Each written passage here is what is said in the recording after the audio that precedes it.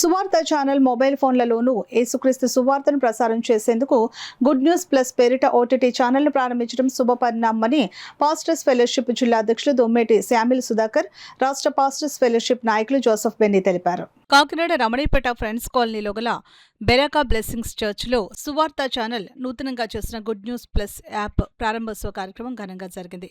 కార్యక్రమానికి సువార్త రాజు అధ్యక్షత వహించగా రాష్ట్ర పాస్టర్స్ ఫెలోషిప్ నాయకులు జోసెఫ్ బెన్నీ, కాకినాడ జిల్లా pastors fellowship president Dommeti Samuel Sudhakar ముఖ్య అతిథులుగా పాల్గొని దైవ ప్రార్థన చేసి గుడ్ న్యూస్ ప్లస్ ఛానల్ను ప్రారంభించారు. సువార్త channel CEO Isaac Theophilus Ashwin Daivamani good news plus channel గురించి వివరించారు. ఈ కార్యక్రమంలో secretary Seeram Isaac, treasurer Mizpah Vijay Kumar, PM Henry, Shyam Benny, united pastors fellowship vice president MAP Vijay Kumar 70వ జన్మదినం సందర్భంగా వారికి జన్మదిన శుభాకాంక్షలు తెలియజేశారు. ఈ కార్యక్రమంలో కాకినాడ పరిసర ప్రాంతాల్లో గల వివిధ సంఘాల ప్రెసిడెంట్, నాయకులు, ఎగ్జిక్యూటివ్ మెంబర్స్, పెద్ద సంఖ్యలో పాస్టర్స్ ఫెలోషిప్ నాయకులు పాల్గొన్నారు. క్రైస్తవులకు ఎంతో సువార్తను అందించినటువంటి ఈ టీవీ ఛానల్ ఇప్పుడు యాప్ శుభవార్త యాప్ స్టార్ట్ చేయడం కూడా చాలా సంతోషం. ప్రార్థన చేద్దాం. ప్రభువా, గొప్ప దేవ తండ్రి, రకరకాలుగా తండ్రి మారుతున్నటువంటి కాలాన్ని బట్టి మారుతున్నటువంటి విధానాల్లో మీ సువార్తను ప్రకటించడం గొప్ప భాగ్యంగా మేము భావిస్తూ ఉన్నాం. తండ్రి టీవీలో వచ్చిన ఆరంభంలోనే తండ్రి ఒక గొప్ప ఛానల్ని, క్రైస్తవ ఛానల్ని తండ్రి ఆ రోజు మరి సందేశాల కోసం తండ్రి ఎంతో ఎదురు చూసే విధంగా తండ్రి శుభవార్త ఛానల్ మీరు స్థాపించారు.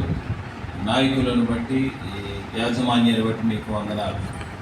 ఇప్పుడు తండ్రి మరి యాప్స్ ఎక్కువగా తండ్రి మరి అందరూ కూడా వినియోగిస్తుండగా ఈ శుభవార్త యాప్ను ప్రారంభిస్తుండగా లక్షలాది మంది సబ్స్క్రైబర్స్ను అనుగ్రహించండి తండ్రి. ఈ యాప్ దినదినాభివృద్ధి చెంది తండ్రి అనేక మందికి సువార్త ప్రకటించే సాధనంగా వాడుకోమని ఈ యాజమాన్యాన్ని తండ్రి మరి సువార్త రాజుగారిని ఇచ్చేసి ఈ రిసోర్స్ పర్సన్స్గా ఉన్నటువంటి ఐజక్ గారిని, ఇంకా అతని ఈ ప్రాంగణాన్ని ఏర్పాటు చేసిన జోసెఫ్ బెన్నీ గారిని, ఆయా మండలాల అధ్యక్షులు, జిల్లా కేబినెట్ నాయకులు, జిల్లా కమిటీ వారందరినీ కూడా దీవించమని, మీ కొరకు మరిన్ని గొప్ప కార్యాలు మా ద్వారా జరిగించమని తండ్రి, కుమార, పరిశుద్ధాత్మ నామం పేరిట ఈ శుభవార్త మొబైల్ యాప్ని ప్రారంభిస్తూ ఉన్నాం తండ్రి. గట్టిగా చప్పట్లు కొట్టి దేవుని మాకు ఇచ్చినటువంటి సహకారాన్ని బట్టి కూడా బెన్నీ గారికి మా యొక్క హృదయపూర్వక కృతజ్ఞతలు తెలియజేస్తూ ఉన్నాము.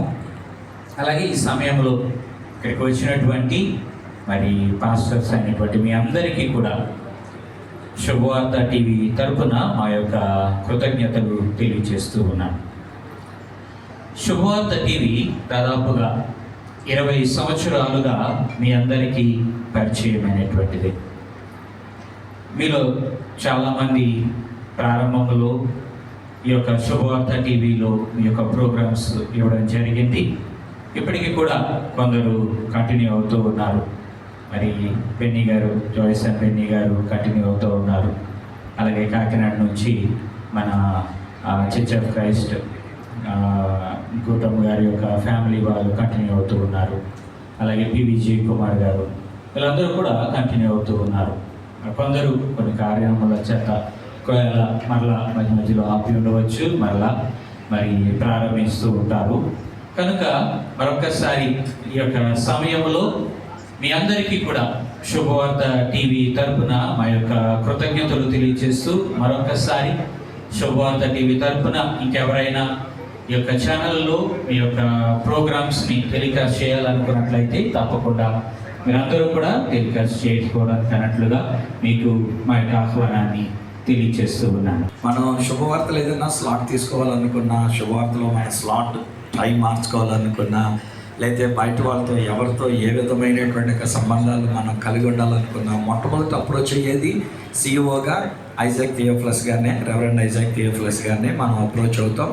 ఆ తర్వాత దాని యొక్క వ్యవస్థాపకులు నెహ్రూ ధైర్యం గారు, వారు నాకు చాలా సంవత్సరాలుగా తెలుసును. నేను కేఏ పాల్ గారికి తర్జుమాలు చేస్తూ ఉన్నప్పుడు నెహ్రూ ధైర్యం గారు కెమెరా తీసుకుని వచ్చారు.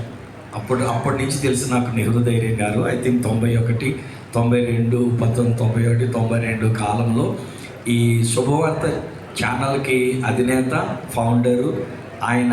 ఇప్పుడు ఆయన కుమారులు అశ్విన్ ధైర్యం అని ఆయన చూస్తూ ఉన్నారు. ఆయనతో తక్కువ పరిచయం, కాకపోతే అందులో నేను చాలా కాలం ఉన్నాను కనుక ఉన్న పరిచయం. సో ఇప్పుడు ఈ రోజున మన మధ్యకి వచ్చినటువంటి సీఈఓగా ఉన్న ఐజాక్ థియోఫిలస్ గారిని గురించినటువంటి ఒక విషయం ఏంటంటే, వారు ఒక మంచి దైవజనుడి యొక్క కుమారులు. వారి యొక్క తండ్రి గారు బైబిల్ మిషన్ సంస్థలో సెక్రటరీగా, జనరల్ సెక్రటరీగా ఏలూరులో ఉంటూ రెవరెండ్ వైఐడి ఇమానియల్ గారు బైబిల్ మిషన్ తరపున వారు సేవ చేస్తున్నారు. ఈ యొక్క కుమారులు వీరు ఎంఎస్సి వరకు చదువుకొని, ఎంఎస్సి చదువుకున్న తర్వాత దేవుని యొక్క వాక్య తర్ఫీదు కొరకు ఢిల్లీకి వెళ్ళి మాస్టర్ ఆఫ్ డివినిటీ చేసి వారు తిరిగి వచ్చి ఉన్నారు.